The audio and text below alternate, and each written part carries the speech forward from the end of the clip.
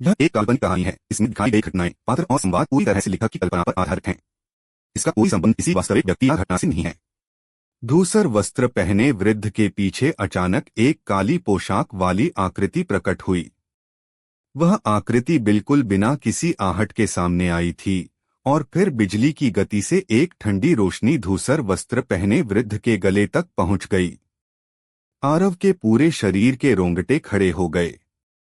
एक राजसिंहासन स्तर के विशेषज्ञ के रूप में उसकी प्रतिक्रिया बिल्कुल भी धीमी नहीं थी और वह पलक झपकते ही 300 मीटर दूर जा खड़ा हुआ। हालांकि वह काली पोशाक वाली आकृति साये की तरह उसके पीछे ही थी। वज्रधर्म बुरी तरह डर गया था क्योंकि उसने महसूस किया कि वह काली पोशाक वाला व्यक्ति कम से कम राजसिंहासन स्तर के तीसरे रैंक पर था या उससे भी ऊपर, जबकि वज्रधर्म ने अभी कुछ समय पहले ही इस स्तर में कदम रखा था। तो वह तीसरे रैंक के विशेषज्ञ का मुकाबला कैसे कर सकता था, खासकर तब जब वह एक राजसिंहासन स्तर की कालछाया हत्यारा हो। जैसे ही वज्रधर्म के मन में पीछे हटने का विचार आया, एक खंजर उसके गले को चीरते हुए निकल गया और उसका शरीर वहीं जम गया। उसकी आंखों में अविश्वास था और उसने कहा, तुम कालछाया हो।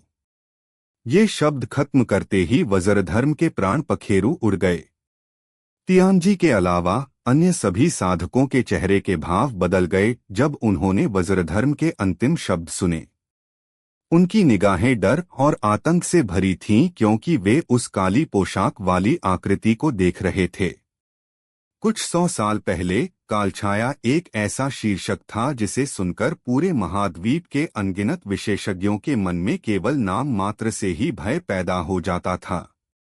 यह एक किंवदंती थी, एक सच्ची किंवदंती, क्योंकि अफवाहों के अनुसार उन असाधारण बुजुर्गों को छोड़कर जो एकांतवास में रहते थे, ऐसा कोई अस्तित्व नहीं था जिसे कालछाया मार न सके। शायद कई साधकों के लिए यह एक अफवाह थी, लेकिन विभिन्न संप्रदायों के प्रतिनिधि अच्छी तरह जानते थे कि यह अफवाह नहीं बल्कि हकीकत थी, क्योंकि मध्य क्षेत्र का एक 5वें रैंक का राजसिंहासन स्तर विशेषज्ञ उसके हाथों मारा गया था।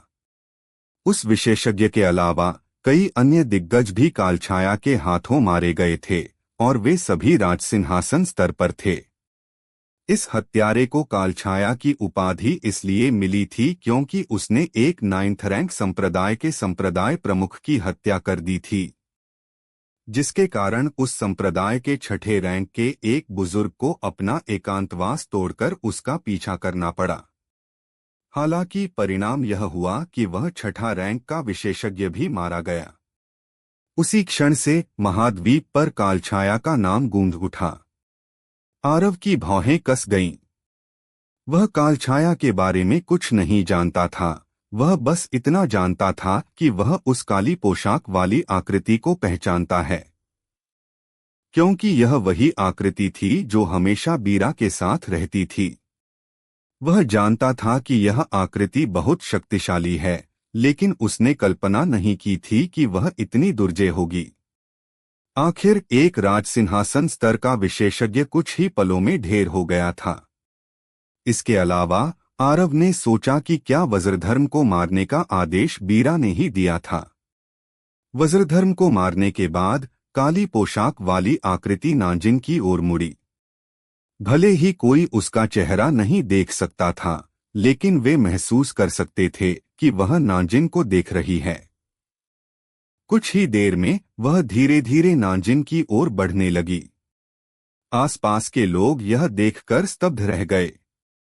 क्या कालछाया युद्धदेव नाजिन को मारने का इरादा रखती थी? नाजिन के चेहरे के भाव शांत और स्थिर थे।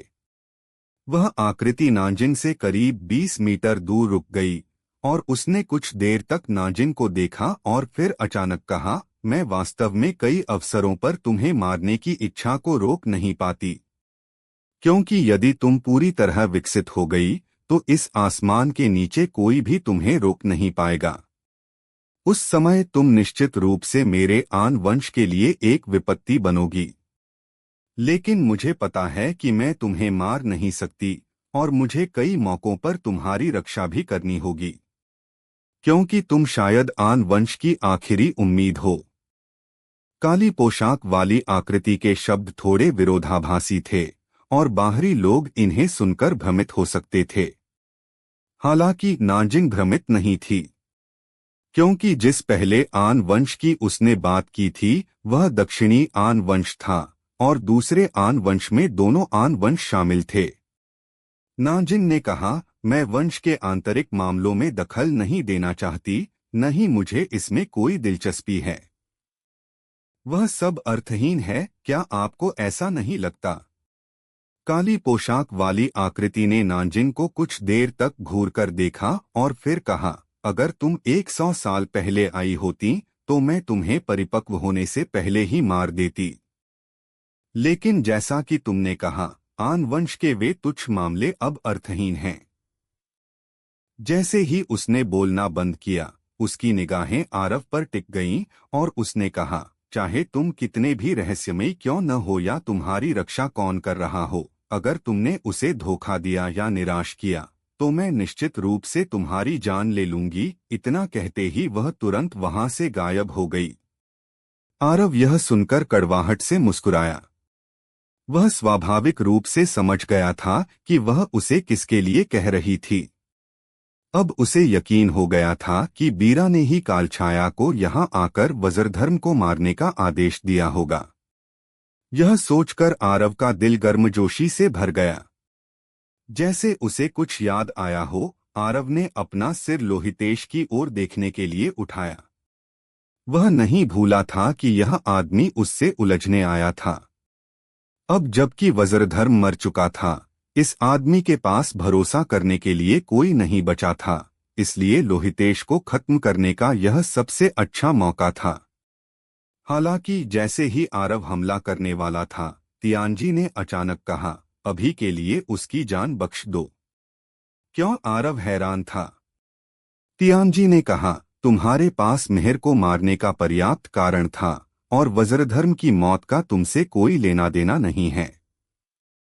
इसलिए सर्वोच्च हन साम्राज्य के पास मेरे तुम्हारे साथ रहते हुए तुम पर हमला करने का कोई बहाना या कारण नहीं है, कम से कम खुले तौर पर तो नहीं।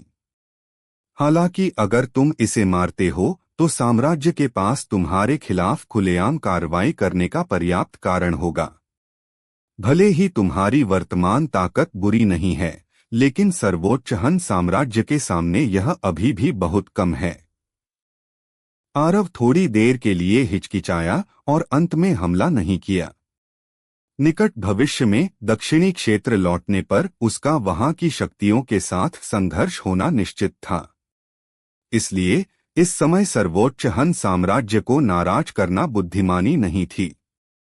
हालांकि वह लोहितेश को ऐसे ही नहीं जाने दे सकता था, वरना क्या वह इतनी आसानी से बच नहीं जाता। अपनी अनंतकोश अंगूठी मेरे हवाले कर दो और मैं तुम्हें जिंदा जाने दूंगा। अगर मरना नहीं चाहते तो बकवास करने की कोशिश भी मत करना। आरव की तलवार इंटेंट बाहर निकली और लोहितेश पर केंद्रित हो गई। उसकी तीखी और उग्र इंटेंट साक्षात महसूस हो रही थी। हर रात की कहानी, हर दिन का धमाका, सिर्फ स्टोरी हंगामा पर। तो अभी सब्सक्राइब करें और बेल आइकन दबाएं, क्योंकि अगली कहानी आप मिस ना कर पाए। जिससे लोहितेश का चेहरा तुरंत पीला पड़ गया। अब उसे आखिरकार विश्वास हो गया कि मिहिर की मौत आरव के हाथों हुई थी। कुछ और नहीं तो आरव की यह तलवार इंटेंट ही ऐसी चीज थी जिससे डरना उसकी मजबूरी थी।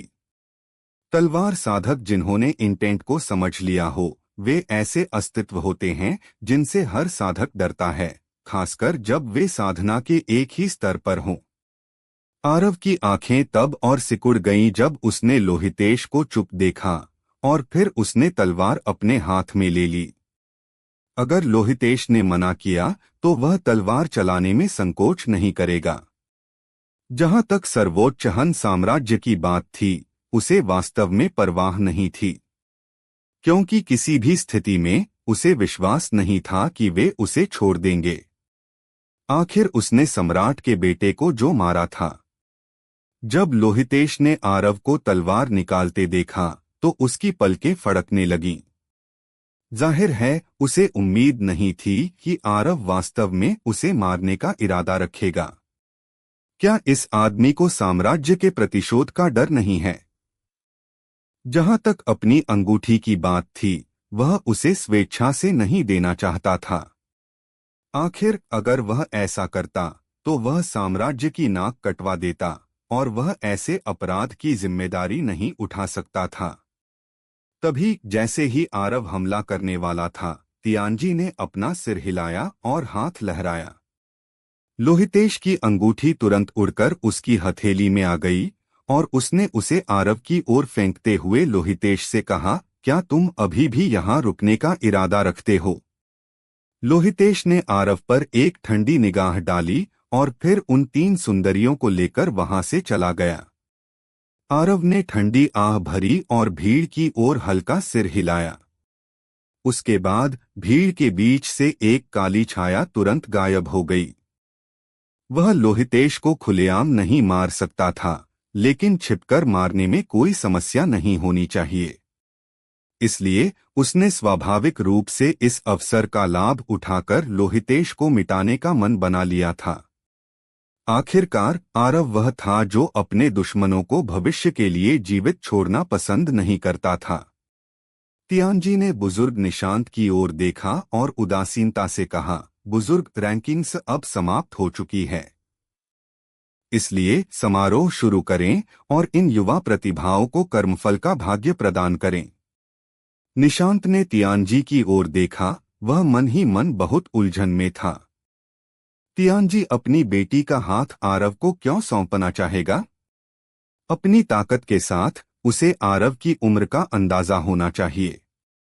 अगर वह यह देख सकता है तो भी उसने ऐसा क्यों किया?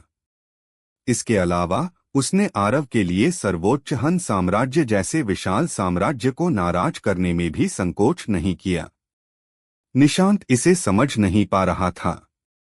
उसने अपना सिर हिलाया और अपने हाथ सामने उठाए और फिर आसपास के वातावरण में एक अजीब ऊर्जा प्रकट हुई। उसके बाद दूर की जमीन अचानक फट गई और एक विशाल सफेद ड्रैगन जमीन के नीचे से आसमान की ओर निकला। विशाल सफेद ड्रैगन को देखते ही मंच के साधक बेहद उत्साहित हो गए, क्योंकि संघर्ष के इस लंबे दौर के बाद आखिरकार उनके लिए अपनी मेहनत का फल पाने का समय आ गया था। इस समय आरव भी काफी उत्साहित था, क्योंकि दिव्या आखिरकार पूरी तरह से जाग सकती थी। इसके अलावा उसकी मां त्रिशा और शैलाधर को भी भाग्य का आशीर्वाद मिल सकता था। भाग्य प्राप्त करने के बाद उनकी नीति में थोड़ा सुधार होना चाहिए, है ना? खासकर मां और त्रिशा के लिए। दोस्तों, स्टोरी को लाइक, शेयर व सब्सक्राइब कर दिया करो, जिससे मुझे मोटिवेशन मिलता है। आकाश में उस विशाल श्वेत ड्रैगन ने उन सभी की ओर नीचे देखा। उसकी दृष्टि भीड़ के बीच लगातार घूम रही थी, जैसे वह कुछ ढूंढ रहा हो। अचानक उसकी नजर आरव पर आ टिकी और फिर उसकी आंखों में व्याकुलता और हिचकिचाहट दिखाई दी। आरव ने हवा में मौजूद उस विशाल ड्रैगन को देखकर अपनी भौहें सिकोड़ी। उसे लगातार यह महसूस हो रहा था कि वह उसे ही देख रहा है, और वह भावना बहुत प्रबल थी। क्या यह सूक्ष्म भंवर की ओर आकर्षित हुआ है? आरव के मन में अचानक यह विचार आया। आखिरकार चाहे वह छोटे साथी जैसे दुर्लभ जीवों के प्राकृतिक खजाने हों या अन्य जीव, सूक्ष्म भंवर उन सभी के लिए बेहद आकर्षक था। संक्षेप में, अब तक ऐसी कोई चीज नहीं थी जो सूक्ष्म भंवर के आकर्षण का विरोध कर सके। जब उसने यहाँ तक सोचा तो आरव एक पल के लिए हिचकिचाया, फिर उसने सूक्ष्म भंवर को सक्रिय किया और बैंगनी गूढ़ ऊर्जा धीरे धीरे प्रवाहित होने लगी। ठीक इसी क्षण श्वेत ड्रैगन की विशाल पुतलियां हिंसक रूप से सिकुड़ गईं और उसकी आंखों में उत्तेजना और अत्यधिक खुशी दिखाई दी। आरव यह दृश्य देखकर बहुत खुश हुआ, जैसा कि अपेक्षित था। यह ड्रैगन रेखा वास्तव में सूक्ष्म भंवर की ओर आकर्षित है। इसी बीच विशाल श्वेत ड्रैगन अचानक नीचे खड़ी भीड़ की ओर दहाड़ा। एक ही पल में सफेद ऊर्जा की धाराएं हवा से धीरे धीरे नीचे उतरने लगीं और उन पर गिरने लगीं। जैसे ही वह सफेद ऊर्जा उनके संपर्क में आई, वे तुरंत मंत्रमुग्ध हो गए। आरव ने जब अपने भीतर उस सफेद ऊर्जा को बहते हुए महसूस किया, तो वह खुशी से भर गया। वह जानता था कि यह वही कर्मफल का भाग्य है जिसके बारे में लोग बात करते थे। हालांकि वह थोड़ा उलझन में था क्योंकि सफेद ऊर्जा उसके शरीर में प्रवेश करते ही गायब हो गई थी। शुरुआत में उसे लगा कि यह सूक्ष्म भंवर ने किया है, लेकिन जब उसने सूक्ष्म भंवर की स्थिति जांची तो उसने देखा कि वहां भी वह ऊर्जा मौजूद नहीं थी। फिर भी वह महसूस कर पा रहा था कि वह सफेद ऊर्जा अब भी उसके शरीर के भीतर ही थी। थोड़ी देर बाद आरव ने अपना सिर झटका दिया क्योंकि उसने इस बारे में न सोचने का फैसला किया था। उसके मन में दिव्या की छवि उभरी। जैसे ही उसने दिव्या के बारे में सोचा, आरव को ऐसा लगा जैसे उसने अपनी कोई चीज खो दी हो। आरव इस भावना से खुश था क्योंकि वह जानता था कि जैसा बुजुर्ग मुनिश ने कहा था, उसे प्राप्त हुआ कर्मफल का भाग्य दूसरों को प्रदान किया जा सकता था। जैसे ही कर्मफल का भाग्य लगातार दिव्या को हस्तांतरित हुआ, आरव ने देखा कि दिव्या की स्थिति में मामूली बदलाव आ रहे थे और उसके सफेद बाल धीरे धीरे सामान्य काले रंग में बदल रहे थे। भले ही तियानजी के चेहरे पर अत्यंत शांत भाव थे, लेकिन उसने अनजाने में अपनी दाहिनी मुट्ठी जोर से भींच ली थी, जो स्पष्ट रूप से दर्शा रही थी कि उसका हृदय बिल्कुल भी शांत नहीं था। लगभग 1 घंटे के बीतने के बाद आरव, नांजिंग और वायुक को छोड़कर उनके पास खड़े अन्य सभी साधकों ने प्राप्त कर्मफल के भाग्य का पूरी तरह से उपभोग कर लिया था। वे एक तरफ हट गए और आरव और अन्य लोगों को प्रशंसा की दृष्टि से देखने लगे। शीर्ष 3 द्वारा प्राप्त किया गया कर्मफल का भाग्य उनसे पूरे 2 घंटे अधिक रहने वाला था।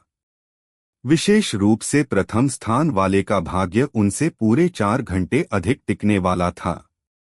इसलिए उसने जो कर्मफल का भाग्य प्राप्त किया था, वह उनकी तुलना में अनगिनत गुना अधिक था।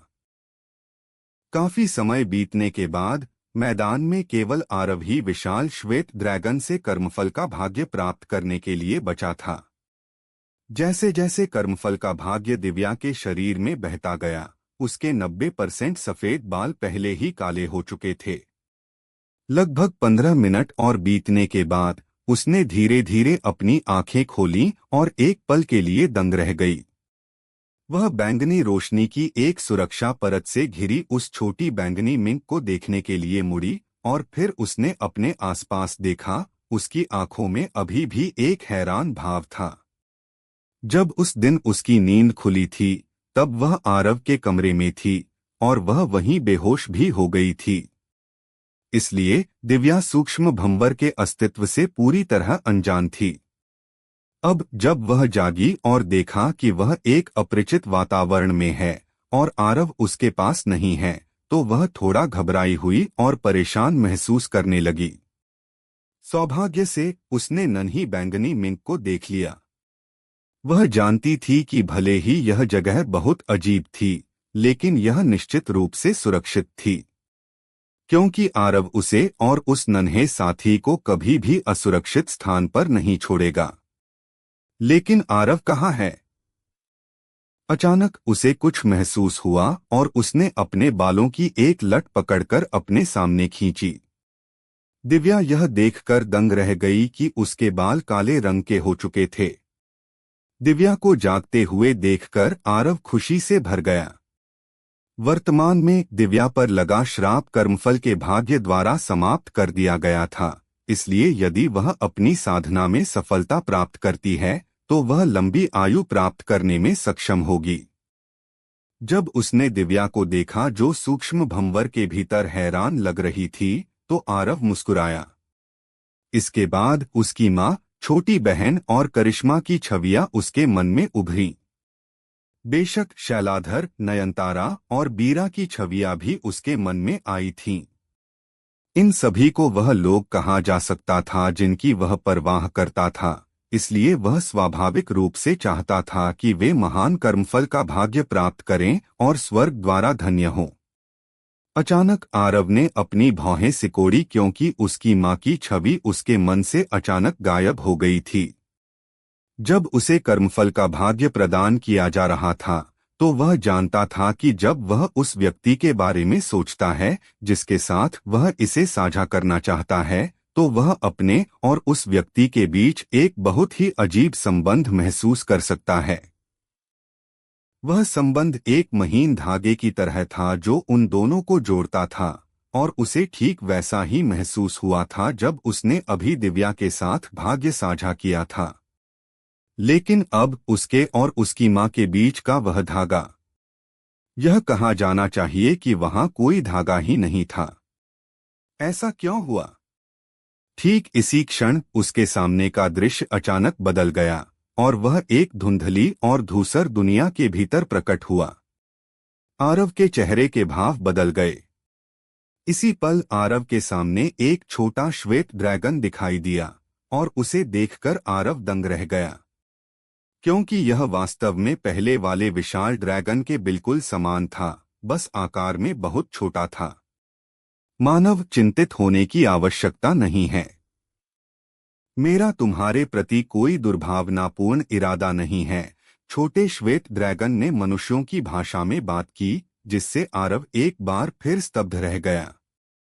थोड़ी देर बाद आरव ने अपने दिल की व्याकुलता और झटके को दबाया और कहा, तुम ड्रैगन रेखा हो। छोटे श्वेत ड्रैगन ने सिर हिलाया। हम कहाँ हैं? आरव ने पूछा। छोटे श्वेत ड्रैगन ने कहा, यह मेरे द्वारा स्थापित एक चेतना क्षेत्र है और हम सीधे अपनी चेतना के माध्यम से संवाद कर रहे हैं। बाहरी दुनिया यहाँ होने वाली हर चीज से पूरी तरह अनजान है। क्या तुम मुझे यहाँ इसलिए लाए हो क्योंकि तुम्हें मुझसे कुछ कहना था? वास्तव में आरव पहले से ही जानता था कि छोटा ड्रैगन उसे यहाँ क्यों लाया है। ड्रैगन ने काफी देर तक गहराई से विचार किया और फिर कहा, मानव, मैंने तुम्हारे भीतर से एक ऐसी आभा महसूस की है जो मुझे आकर्षित करती है। मुझे नहीं पता कि यह क्या है, लेकिन मुझे संदेह नहीं है कि यह मेरी शक्ति को बढ़ा सकता है। या शायद मुझे यह कहना चाहिए कि तुम मेरी मदद कर सकते हो। मैं तुम्हारी मदद कर सकता हूँ। तुम्हारा क्या मतलब है? आरव उलझन में था। ड्रैगन थोड़ी देर के लिए शांत हो गया और फिर उसने एक क्रूर भाव प्रकट करते हुए कहा, मैं यहाँ अनगिनत वर्षों से कैद हूँ। तुम्हारी मानव जाति ने मुझे यहाँ गुलाम बना रखा है और मुझे तुम्हारी मानव जाति को निरंतर कर्मफल का भाग्य प्रदान करने के लिए मजबूर किया जाता है। आह! लालची इंसान, तुम एक दिन दंड भुगतोगे। तुम कैद थे। आरव चौंक गया। यह कैद है। यह ड्रैगन रेखा वास्तव में कैद थी। लेकिन जब उसने इसके बारे में सोचा तो उसे तुरंत समझ आ गया। आखिरकार ड्रैगन रेखा वास्तव में कर्मफल का भाग्य प्रदान कर सकती थी और इतनी सघन ऊर्जा उत्पन्न कर सकती थी, तो क्या कोई संप्रदाय इसे हाथ से जाने देता? अगर ड्रैगन रेखा ने अपनी खुद की चेतना विकसित न की होती और रूप न लिया होता तो ठीक था। दुर्भाग्य से इसने चेतना विकसित कर ली थी और रूप लेने में सक्षम था। दूसरे शब्दों में, यह ड्रैगन रेखा के लिए एक त्रासदी थी। आखिर 10,000 से अधिक वर्षों तक कैद रहने वाले किसी भी व्यक्ति के लिए यह एक त्रासदी ही होगी। मेरी वर्तमान शक्ति तुम्हारी मानव जाति के प्रथम श्रेणी के राजसिंहासन स्तर के विशेषज्ञ के बराबर है। एक बार जब मैं राजसिंहासन स्तर की दूसरी श्रेणी प्राप्त कर लूंगा, तो मैं इस मुहर को तोड़ने में सक्षम हो जाऊंगा, ड्रैगन ने कहा। भले ही तुम मुहर तोड़कर बाहर निकल जाओ, तुम संभवतः कहाँ जाओगे? आरव ने कहा। तुम्हें स्पष्ट रूप से पता होना चाहिए कि तुम मानव जाति, दैत्य जाति या किसी अन्य जाति से संबंधित नहीं हो। तो एक बार जब तुम यहाँ से चले जाओगे, तो तुम कहाँ जा सकते हो? बाहर निकलने के बाद तुम्हें अंतिम पीछा किए जाने का सामना करना पड़ेगा, है ना? छोटा श्वेत ड्रैगन शांत हो गया। इस बीच आरव ने कहा, इसके अलावा चलो यह भूल जाते हैं कि मैं तुम्हारी मदद कर सकता हूं या नहीं। भले ही मैं तुम्हारी मदद करने में सक्षम हूं, क्या तुमने सोचा है कि तुम्हारी भागने में मदद करने से मुझे क्या हासिल होगा? मुझे न केवल कोई लाभ होगा, बल्कि मैं उन बड़े संप्रदायों का दुश्मन भी बन जाऊंगा।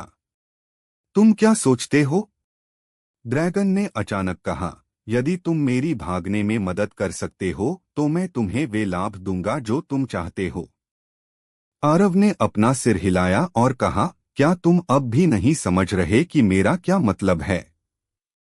यह लाभ के बारे में नहीं है, और यह अभी भी मेरे पहले वाले सवाल के बारे में है। यदि तुम इस स्थान से भाग भी जाते हो तो तुम संभवतः कहाँ जा सकते हो? यह कहा जा सकता था कि आरव ने गौर किया कि भले ही छोटा श्वेत ड्रैगन अनगिनत वर्षों तक जीवित रहा था, लेकिन उसका स्वभाव संभवतः एक बच्चे के बराबर था। आखिरकार वह बाहरी दुनिया के लोगों या जीवित प्राणियों के संपर्क में नहीं आया था। तो तुम्हें क्या लगता है कि मुझे क्या करना चाहिए? सफेद ड्रैगन ने काफी देर तक सोचा, लेकिन उसे कुछ समझ नहीं आया, इसलिए वह केवल आरव से ही पूछ सका।